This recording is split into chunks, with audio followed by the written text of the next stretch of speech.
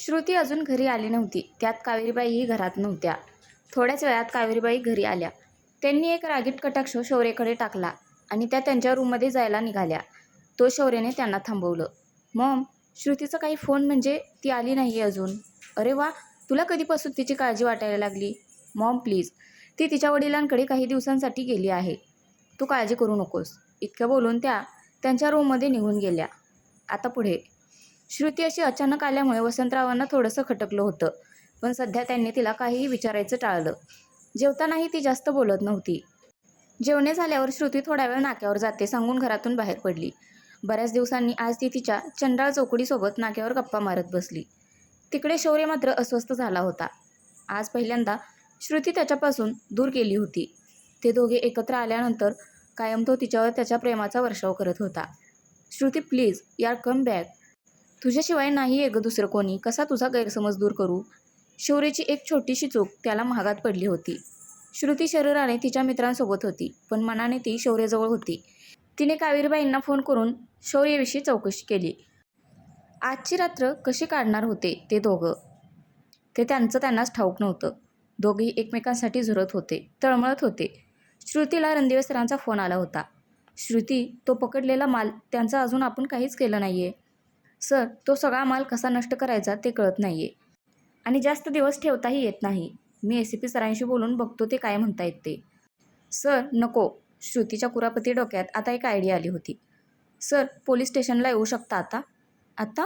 श्रुती, काय करायचं ठरवलं आहेस तू नक्की? सर तुम्ही या. निशांत सर म्हणत होते ना, जेलमध्ये उगीच नको त्यांना भरून ठेवले. बोलून तिने फोन कट केला. श्रुती घरी गेली तर वसंतराव तिचीच वाट बघत होते. बाबा, झोपला नाहीस तू अजून? नाही, आज खूप दिवसांनी माझं कोकरू घरी आलंय, तर थोड्या गप्पा माराव्या म्हटलं. श्रुती लगेच तिच्या बाबाला बिलगली. बाबा, खरं सांग, टेन्शन आलंय ना तुला माझ्या अचानक येण्याचं? श्रुतीने त्यांच्या मनातली गोष्ट हेरली होती. वसंतरावांना काय बोलावं तेच कळत नव्हतं. बाबा, तू समजतोस तसं काहीही नाही आहे. तूच म्हणाला होतास ना की हे घर आमच्या हक्काचं आहे, इथे आम्ही कधीही येऊ शकतो. तुमची सगळ्यांची खूप आठवण येत होती म्हणून आले. आणि आता तू निवांत जाऊन झोप. मला लगेच पोलीस स्टेशनला जावं लागते. अगं पण आत्ता? बाळा, तू गरोदर आहेस. अशा अवस्थेत जास्त दगदग चांगली नाही. बाबा, अशी जाते आणि अशी येते, तू नको काळजी करूस. इतक्यात बाहेरून हॉर्नचा आवाज आला. अष्टे त्याची नवी घेतलेली नॅनो गाडी घेऊन आला होता. श्रुती पण? वसंतराव बोलतच होते तो श्रुतीने त्यांना लगेच येते म्हणत ती घरातून बाहेरही पडली. श्रुतीने 2 दिवस मागच्या काही दिवसातील केसच्या फाईल चाळल्या होत्या. पहिल्या केसमध्ये ज्या 6 जणांना तिने पकडलं होतं, त्या 6 जणांविषयी तिने संपूर्ण माहिती काढली होती. ते 6ही जण अनेक छोट्या मोठ्या गोष्टीत इन्व्हॉल्व्ह होते. बलात्कार, हाफ मर्डर, चोरी, कॉलेजच्या बाहेर ड्रग्ज विकणे असे अनेक गुन्हे करून राजरोसपणे बाहेर मजेत फिरत होते. ह्या सगळ्यांना सोडवायला धांगडे आला होता आणि श्रुतीने टाकलेल्या जाळ्यात बरोबर अडकला होता.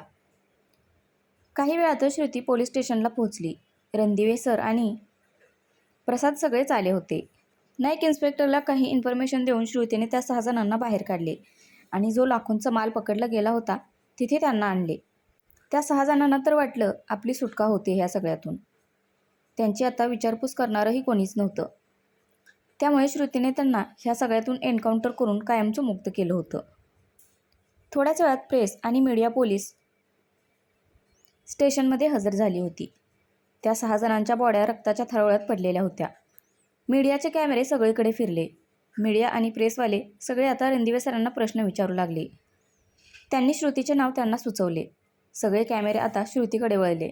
मॅडम, हे 6 जण कोण आहेत? म्हणजे इतक्या रात्री ते पोलीस स्टेशनमध्ये काय करत होते? रिपोर्टर, हे 6 जण कैदी आहेत, जे हा मध्ये पकडलेला ड्रगचा साठा इथून बाहेर काढण्याचा प्रयत्न करत होते.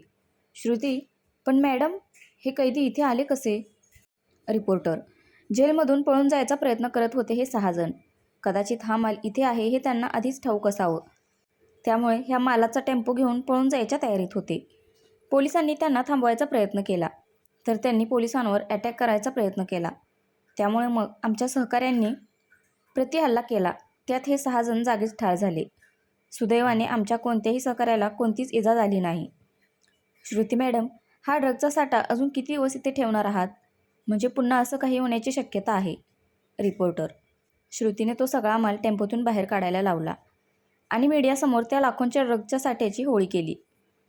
त्या 6 जणांच्या बॉड्या पोस्टमार्टमसाठी हॉस्पिटलला पाठवण्यात आल्या. सगळी कारवाई पूर्ण करून रणदिवे सरांनी नाईट ऑफिसरना इन्फॉर्मेशन देऊन ते सगळे घरी निघून गेले. हे सगळं पाहून अष्ट्यात्र चक्रावून गेला होता. घरी जाताना त्याने एक ना एक अनेक प्रश्नांनी तिला भंडावून सोडले. दुसऱ्या दिवशी सगळ्या न्यूज चॅनलवर श्रुतीचे फोटो आणि कारनामे झळकत होते. शेजारच्या सुमा काकू धावत श्रुतीच्या घरी आल्या होत्या. अहो श्रुतीची आई, तुमची श्रुती टी व्हीवर दिसते. काय? श्रुतीची आजी म्हणाली. श्रुती झोपली आहे, आता नंतर या. आजीबाईंना आजकाल जरा कमीच ऐकायला येत होतं. अहो श्रुती टी व्हीवर दिसते. वसंतरावांनी ते ऐकलं आणि लगेच टी व्ही सुरू केला. काल रात्री पोलीस स्टेशनमध्ये जो कारनामा श्रुतीने केला होता ते सगळ्या न्यूज चॅनलवर दाखवलं जात होतं. शौर्य नाश्ता करत होता की त्याचा फोन वाजू लागला. निखिल त्याला फोन करत होता. काय भाई, टी व्ही पाहिलीस की नाही? नाही, शौर्य म्हणाला. अरे मग बघ, सगळ्या न्यूज चॅनलवर वहिनी झळकत आहेत. शौर्यनेही उठून लगेच टी व्ही ऑन केला आणि न्यूज चॅनल लावले. शौर्य आणि घरातले बघतच राहिले. रमाई मात्र खूप खुश झाली होती. हाय हाय, काय दिसतायत आमच्या ताईसाहेब. आमच्या ताईसाहेबांच्या नाकाची सर कोणालाच यायची नाही. रमाई रागात योगिताकडे बघत म्हणाली. श्रुतीच्या हा कारनाम्याने शौर्य मात्र टेन्शनमध्ये आला होता. आधीच काय मागे कमी आहे की आणखी हा उद्योग केलाय, त्याचे मनातल्या मनात बडबड सुरू होती. खरं तर वसंतरावांनाही टेन्शन आलं होतं. एकतर श्रुती प्रेग्नेंट होती. ह्या अशा कारणांनी तिच्या जीवाला कोणता धोका होता कामा नये. त्यात ती अशी अचानक आली होती, त्यामुळे ते अजूनच टेन्शनमध्ये आले होते. श्रुतीच्या माहेरी तिचं कौतुक झालंच होतं, शिवाय तिच्या घरच्यांनीही तिचं कौतुक केलं होतं. पोलीस स्टेशनमध्येही तिच्याच नावाची चर्चा होती. ऑफिसमध्ये आज वसंतराव जरा शांतच होते. काय झालं वसंतराव, आज खुश व्हायचं सोडून चेहरा असा का पडलाय? अधिकराव हसत म्हणाले. तसं काहीच नाही साहेब, पण काळजी वाटते तिची. काल ती अशी अचानक घरी आल्यामुळे जरा काळजी वाटते. त्यात भरीसभर हे तिचे उद्योग. नका काळजी करू वसंतराव, लेक माहेरी आली तर पाहुणचार करा तिचा. तसंही नवरा बायकोच्या युद्धात शहाण्याने पडू नये. तसे वसंतराव थोडेसे रिलॅक्स झाले. ये लड़की ने तो नाक में दम करके रखा है. मैंने बोला था ना इसका बंदोबस्त करो. फिर बॉस आदमी लगा दिए है उसके पीछे, लेकिन वो हाथ नहीं आ रही है. अभी तो उसने शकीना और रुबीना के पीछे उसके लोग लगा के रखे हैं. वो दोनों भी अभी छुप के बैठी है. उन लड़कियों को उसने कहाँ छुपा के रखा है वो भी पता नहीं चल रहा. कुछ भी करो लेकिन इसका जल्दी बंदोबस्त कर दो. बहुत नुकसान करवाया है इसने. अगर ज़रूरत पड़े तो क्या करना है ये बताने की ज़रूरत नहीं. निशांत सरांच्या केसबद्दल श्रुतीला मौन धारण करावं लागलं होतं, कारण वरतून तशा ऑर्डर होत्या. शेवटी तेही एक पोलीस अधिकारी होते. संपूर्ण माहिती मिळाल्याशिवाय कुठेच काहीच वाच्यता करता येणार नव्हती.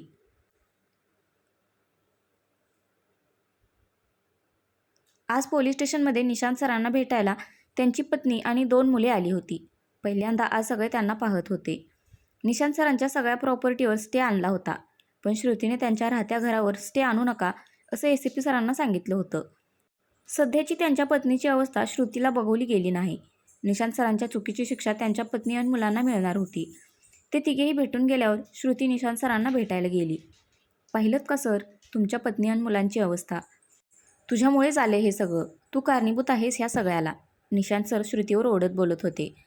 सर, तुम्ही ज्या मुलीसोबत होता ना ती मुलगी तुमच्याच मुलीच्या वयाची होती. देव न करो उद्या त्या जागेवर तुमची मुलगी असती तर. श्रुती, निशांत सर जोरात ओरडले.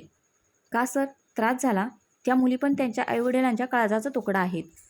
त्या कोवळ्या कळ्या कुस्करताना जरासुद्धा लाज वाटत नाही का हो? की स्वतःवर असा प्रसंग बेतल्याशिवाय कळत नाही. सर, तुमच्या एका चुकीने तुम्हालाच काय, तुमच्या घरच्यांना काय आणि किती भोगावं लागेल याची कल्पना आहे का तुम्हाला?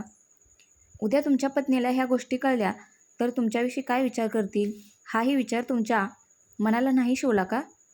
एका पत्नीच्या मनात तिच्या पतीविषयी आदर राहील का? तुमच्या मुलीच्या मनात तुमच्याविषयी घृणा निर्माण होईल. ती कशी दूर करणार आहात सर? अधिक पैशाच्या हव्यासापोटी हे असं लाचारीचं अपमानास्पद जीवन जगण्यापेक्षा सन्मानाचं मरण कधीही चांगलं. श्रुतीच्या बोलण्याने निशांत सर मटकन खाली बसले आणि गुडघ्यात मान घालून रडू लागले. सर, रडून काही होणार नाही. तुम्हीच आता त्या माणसांविषयी आम्हाला इन्फॉर्मेशन द्या. तुमची सजा कमी कशी करता येईल ते मी पाहते. नाही श्रुती, नाही सांगू शकत मी काही. माझा परिवार धोक्यात येईल. ते खूप डेंजर लोक आहेत. मी माझ्या पत्नी आणि मुलांना नाही गमावू शकत. प्लीज तू जा इथून. ते तसेच रडत बसले. श्रुतीनेही त्यांची आत्ताची मनस्थिती पाहता ही गोष्ट सध्या जास्त न ताणता तीही तिच्या केबिनमध्ये निघून गेली. एकंदरीत श्रुती सगळ्या गोष्टींचा विचार करत होती. तिचा फोन वाजत होता. शौर्य तिला सतत फोन करत होता. सॉरीचे खूप सारे मेसेजेस केले होते त्याने, पण श्रुती कशालाच रिप्लाय देत नव्हती. तर फ्रेंड्स, आजचा भाग कसा वाटला नक्की कमेंट करून सांगा. धन्यवाद.